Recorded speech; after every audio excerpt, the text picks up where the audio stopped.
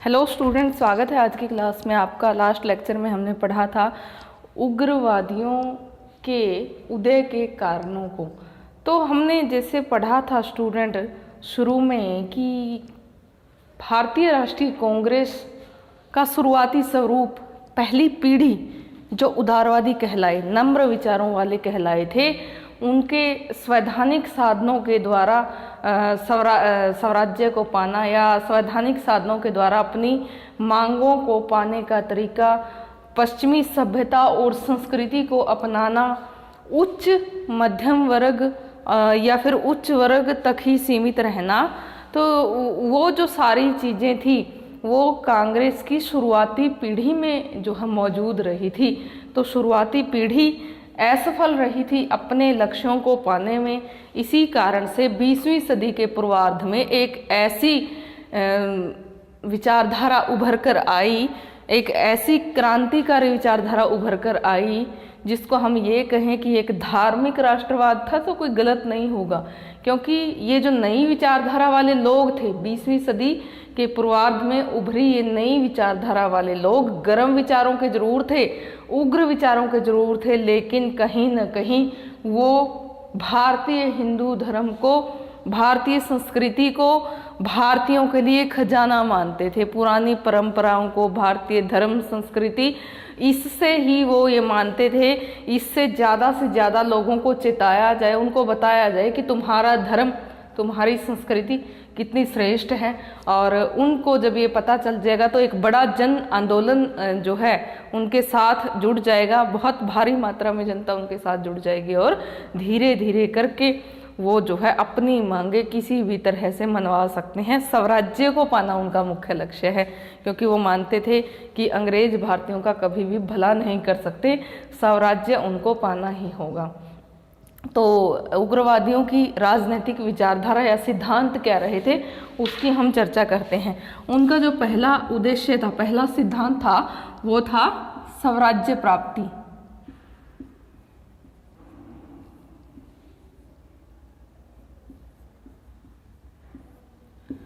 स्वराज्य को वो पाना चाहते थे, क्योंकि हमने देखा कि शुरुआती स्वरूप कांग्रेस का जो था, उदारवादी लोग जो थे वो ब्रिटिश सरकार को, ब्रिटिश शासन को, इंग्लैंड को जो है अपने हित में मानते थे। ये मानते थे कि इंग्लैंड के साथ उनके जो संबंध है यदि वो रहे बरकरार तो उनका फायदा ही होगा, उनकी तरक्की करेंगे, क्योंकि ये लोग पढ़े लिखे थे, पश्चिमी सभ्यता को, पश्चिमी शिक्षा को भारतीयों के लिए श्रेष्ठ मानते थे। हालांकि जो ये शुरुआती उदारवादी स्वरूप रहा कांग्रेस का, ये सीमित था उच्च वर्ग तक और मध्यम उच्च वर्ग तक, उच्च मध्यम वर्ग तक सीमित था, लेकिन आम जनता उसके साथ जुड़ी हुई नहीं थी। उन्होंने कोशिश की धीरे धीरे करके ब्रिटिश सरकार के सामने संवैधानिक ढंग से अपनी मांगे रखने की, और वो ये मानते थे कि ब्रिटिश सरकार के साथ जो है उनके संबंध जैसे जैसे जो है अच्छे होते जाएंगे तो उनकी मांगे जो है वो पूर्ण होती जाएंगी। लेकिन धीरे धीरे उनको नाकामयाबी मिली, जिसके चलते ही भारतीय राष्ट्रीय कांग्रेस नामक संस्था में ऐसे विचारों वाले लोगों का उदय हुआ जो अपनी सभ्यता और संस्कृति को, हिंदूवाद को, वैदिक धर्म को सर्वश्रेष्ठ मानते थे। ये सब हुआ क्यों था? क्योंकि 19वीं सदी में चले सामाजिक और धार्मिक सुधार आंदोलनों ने महत्वपूर्ण भूमिका अदा की थी इसमें।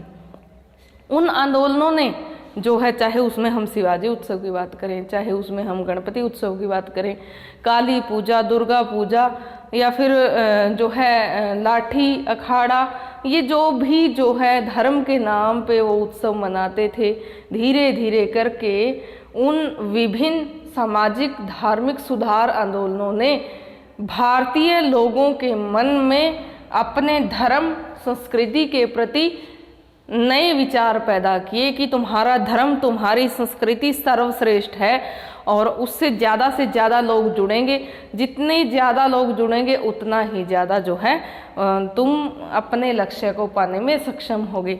स्वराज्य प्राप्ति के लिए जो उन्होंने अपना पहला लक्ष्य रखा था, इस बारे में उग्र विचारों वाले मुख्य क्रांतिकारी बाल गंगाधर तिलक की हम बात करें, जिन्होंने कहा था कि स्वराज्य मेरा जन्मसिद्ध अधिकार है और मैं इसे पाकर ही रहूंगा, तो ये विचार उन्होंने रखे। ऐसे ही विपिन चंद्र पाल ने भी कहा था कि स्वराज्य ऐसी चीज है जो मांगने से नहीं मिलेगा, उसके लिए प्रयत्न करने होंगे। यदि हम ये सोचें कि 100, 50, 200, 300, 400 भारतीय अफसर मिल करके ब्रिटिश सरकार को भारतीय बना देंगे तो हम ये गलत सोच रहे हैं, ये बात बिल्कुल भी सही नहीं है। तो ऐसे ही जो है लाला लाजपत राय ने भी अपने विचार ऐसे ही दिए कि स्वराज्य कोई वो चीज़ नहीं है कि हम मांगेंगे ब्रिटिश सरकार हमें दे देगी, और उपहार में दी गई वो जो चीज़ है वो जब तक हमारे अंदर सामर्थ्य नहीं है तब तक हम उसे कैसे अनुभव कर सकेंगे, हम उसको कैसे उसको सहने में समर्थ होंगे। तो इस प्रकार से ये जो उग्र विचारों वाले, क्रांतिकारी विचारों वाले जो लोग थे, इन्होंने कहा कि स्वराज्य को पाया जा सकता है, उसको भोगने की इच्छा मन में हो तो वो जो है वहाँ तक ही सीमित नहीं है बात, तो उसको प्राप्त करने के लिए प्रयत्न करने होंगे। तो उनका स्वराज्य प्राप्ति मुख्य उद्देश्य था। दूसरा उनका जो मुख्य उद्देश्य था वो था धार्मिक राष्ट्रवाद में विश्वास।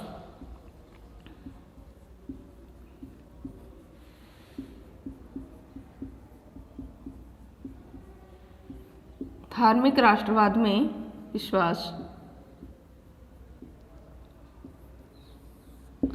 तो अभी जो है हमने शुरू में देखा कि जो शुरुआती स्वरूप था कांग्रेस का, उदारवादी थे, उनके जो साधन थे, जो उनके तरीके थे, ब्रिटिश सरकार के साथ उनके संबंध थे, वो अलग तरीके से उन्होंने काम किया, संवैधानिक ढंग अपनाया उन्होंने, धीरे धीरे करके अपनी बातें मनवानी चाहिए, जिसको जो है एक भिक्षावृत्ति का नाम दिया उग्र क्रांतिकारी विचारों वाले लोगों ने, उग्र विचारों वाले लोगों ने।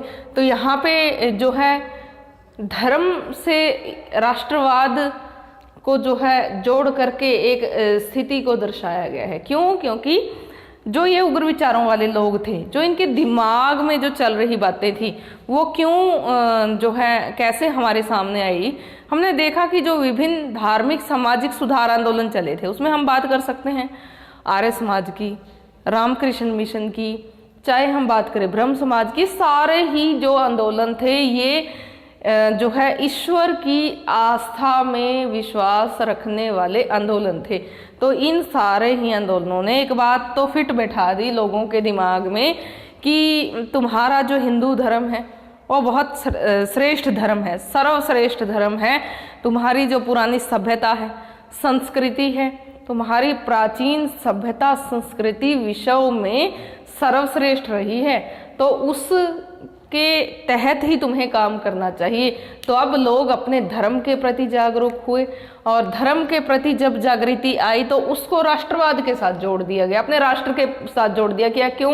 क्योंकि उसी राष्ट्र की जो पुरानी संस्कृति थी वो उनको अब जो है उसमें एक नयापन आ गया था, नए रूप में उसको समझने लगे थे। वेदों से जोड़ दिया था उन्होंने, हिंदुत्व से जोड़ दिया था, और इसके साथ ही जैसे कि इसके बाल गंगाधर तिलक के द्वारा शुरू किया गया शिवाजी उत्सव, गणपति उत्सव, या फिर जो काली पूजा थी, दुर्गा पूजा थी, या जो धार्मिक मेलों का आयोजन किया जाता था, ये सारी ही चीज़ें ये दर्शाती हैं कि उग्र राष्ट्रवादियों की विचारधारा जो थी वो एक धार्मिक राष्ट्रवाद का हिस्सा थी। धर्म को राष्ट्र के साथ जोड़ करके जनता को अपने साथ जोड़ने का एक तरीका था। वो चाहते थे कि एक बड़ा जन आंदोलन उभरे जो अपने हक के लिए आगे आए, क्योंकि शुरुआती स्वरूप कांग्रेस का जो रहा था वो उच्च वर्ग के लोगों तक सीमित था, या उच्च मध्यम वर्ग के लोगों तक सीमित था। उसमें आम जनता की, निम्न मध्यम वर्ग की कोई जो है उसमें उनका योगदान नहीं था। तो इस कारण से जो है धार्मिक राष्ट्रवाद में इनका विश्वास था कि राष्ट्रवाद के साथ धर्म को जोड़ दिया जाए, तभी लोग तुम्हारे साथ जुड़ेंगे। जब उनको ये पता चलेगा कि तुम्हारा धर्म, तुम्हारी संस्कृति कितनी श्रेष्ठ है, उनको जब ये ज्ञान हो जाएगा तो एक बहुत बड़ी भीड़, एक जन आंदोलन उभरेगा, और जन आंदोलन जब उभरेगा तो वो किसी भी सरकार से अपनी बातें मनवाने में समर्थ रहेगा। अगला जो है, अगला उनका विचार क्या था? आत्म शक्ति पर बल।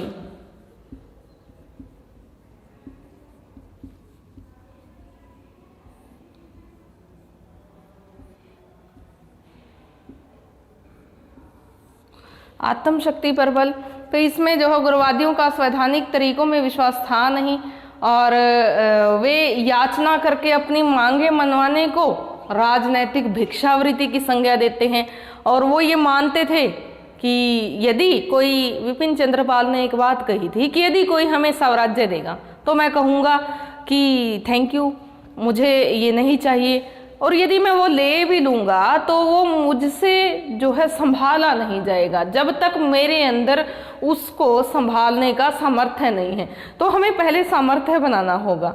यदि हम स्वराज्य चाहते हैं तो हमारे अंदर सामर्थ्य होना चाहिए, तभी हम उसको जो है पा सकेंगे, उसको भोग सकेंगे। अगर हमारे अंदर सामर्थ्य नहीं है तो वो हमें मिल भी जाए तो हमारे किसी काम का नहीं है। इसी तरह से जो है लाला लाजपत राय ने जो है उनके विचारों का समर्थन किया था, और इसी तरह से जो है जो हिंदू मेले होते थे उसमें लोगों को जागृत करने के लिए जो है भीड़ इकट्ठी की जाती थी और उसमें उनको हिंदू धर्म के पुनरुत्थान के बारे में, हिंदू धर्म की श्रेष्ठता के बारे में बताया जाता था। तो उनको जो है ये चेताया जाता था कि तुम्हारे अंदर पहले शक्ति होनी चाहिए, आत्म शक्ति में तुम्हें विश्वास होना चाहिए, अपनी शक्ति पे विश्वास होना चाहिए, अपने सामर्थ्य पे विश्वास होना चाहिए, तभी तुम जो है आगे कदम बढ़ा सकते हो और अपने लक्ष्यों को पा सकते हो। तो आत्म शक्ति पर जो है इन्होंने बल दिया था, उसको बढ़ाने पर बल दिया था, उसके बारे में जो है इन्होंने काफ़ी कुछ जो है अच्छे कदम उठाए। और चाहे उसमें हम स्वदेशी का जो है बात करें, बहिष्कार की बात करें, विभिन्न धार्मिक हिंदू मेलों की बात करें, विभिन्न उनके उत्सवों की बात करें, तो आत्मशक्ति पर बल उन्होंने दिया था। जनता की शक्ति में विश्वास,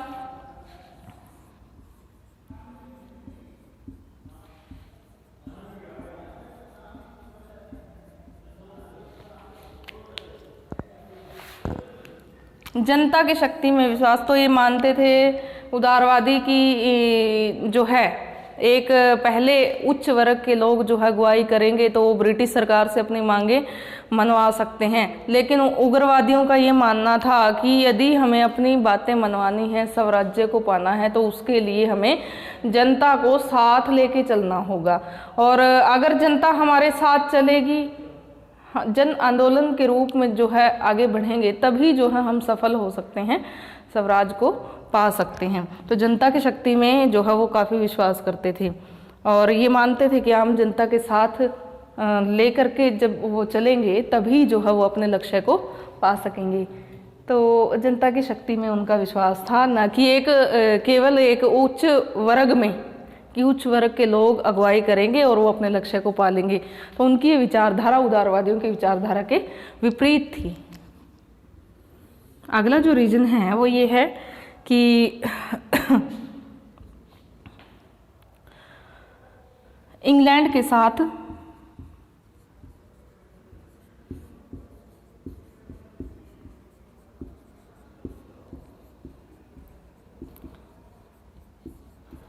संबंधों में अविश्वास।